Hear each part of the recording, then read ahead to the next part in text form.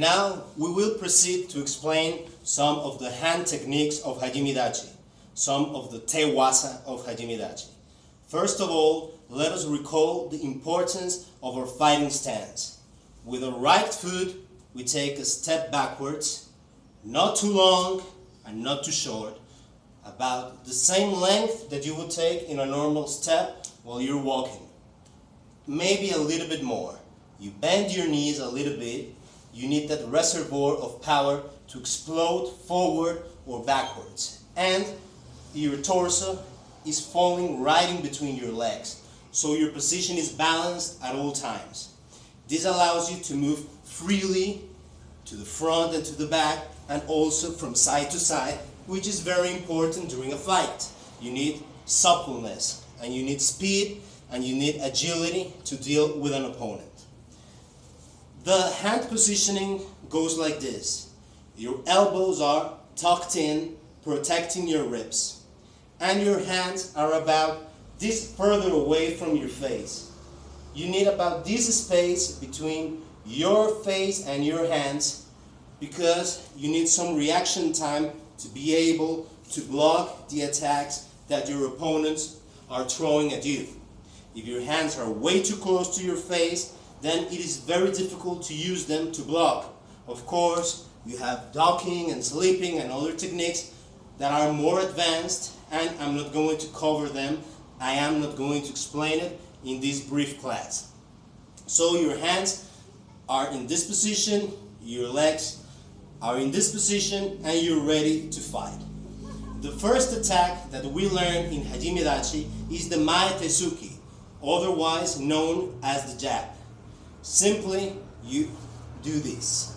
You do this. 1, 2, 3, 4, 5, 6, 7, 8, 9, and 10. Just like this. I'm going to explain now, and I'm going to do it by explaining slowly and surely all of the intricacies and all of the small details of the Mae Tesuki.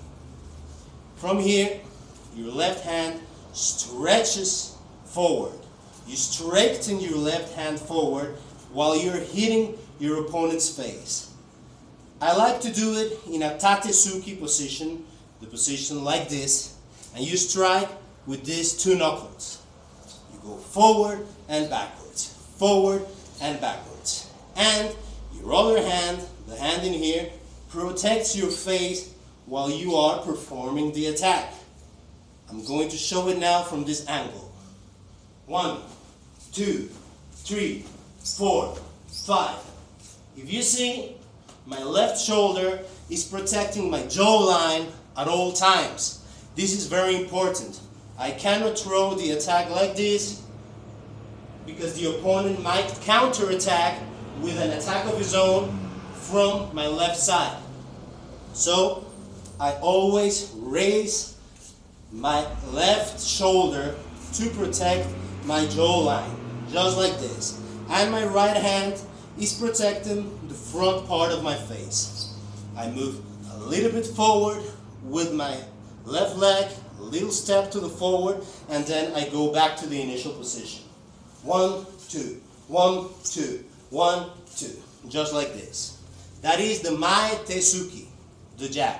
Now we're going to proceed with the backhand strike, the reverse punch, the Jakusuki. From here, once again, you take a step forward and you twist your hips. You twist your hips while you're pivoting the foot on the back. You're raising the heel of your right foot and you're pivoting. And from here, you attack. From here, you attack. 1, 2, 3, 4, 5, 6, 7, 8, 9. Alright, there is a very important detail. There are, in fact, two very important details. First of all, a lot of beginners, they perform this mistake. They open up their hip while at the same time they are pointing the toes of their left foot to the side. This is not good when you perform a yakusuki. Why? Because when you do this, you're unbalancing yourself. You always want your toes to point towards your opponent. Just like this. Just like this. Just like this. Look at my toes. They are pointing straight forward to the opponent. You can do it with tatesuki, or if you want, you can twist your hand, which is the other mistake that happens. Most of the people tend to move their elbows further away from their rib, and they perform a yakusuki like this. This is wrong technique. Why? Because it is very easy for an experienced fighter to see that you're going to attack with your right hand. So they are going to see the attack a mile away, and they simply are going to move backwards, or they are going to counter-attack with an attack of their own, taking advantage of your mistake. So don't do that. Refrain yourself from doing such a thing. You keep your elbows tucked in at all times, and you strike. And you strike. The way that you feel more comfortable. If you twist your hand and your palm keeps looking to the floor, it doesn't matter as long as you don't move your elbow to the side. That is the yakusuki, the reverse punch. This is a very common combination in which the step 1 is the maitasuki, the jab, and the step 2 is the yakusuki, the reverse punch. You attack the maitasuki to the face, and you go down and attack the yakusuki to the body. Let's go. 1, 2, 3, 4, 5, 6, 7, 8, 9. Another common mistake that people tend to commit, either with the jab or with the backhand, is this. They attack and they lower their arm while they are resetting their position. This is wrong, because if somebody attacks me like this and they drop their guard, I'm going to take advantage of that, and a lot of people in the world are going to take advantage from that. They're going to exploit that mistake.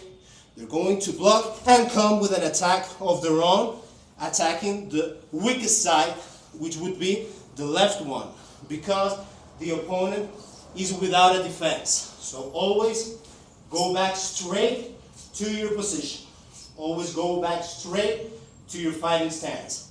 The same thing goes for the yakusuki, for the reverse punch. You attack and you lower your guard, and you go back, you're exposing yourself to being counterattacked. Don't do that. Always go back straight to your fighting stance. These are the two most simple punches in Hajime Dachi, and there are various combinations. A few moments ago, we performed the jab to the face and the backhand, the reverse punch to the body. Now we're going to do it the other way around. We're in our fighting stance, we're going to lower our elevation a little bit, and we attack the body and go to the face with the yakusuki. Let's go. 1, 2, 3, 4, 5, 6, 7, 8, 9. And you can rest a little bit. As you see, these combinations are straightforward, very effective, and they will be useful for any level of fighting experience. You have to repeat it over and over and over again to be able to reach perfection, which is obviously unattainable because part of our human nature is being flawed, but you can strive for that perfection. That would be the only 2 punches that I'm going to share with you in this brief class. Hus!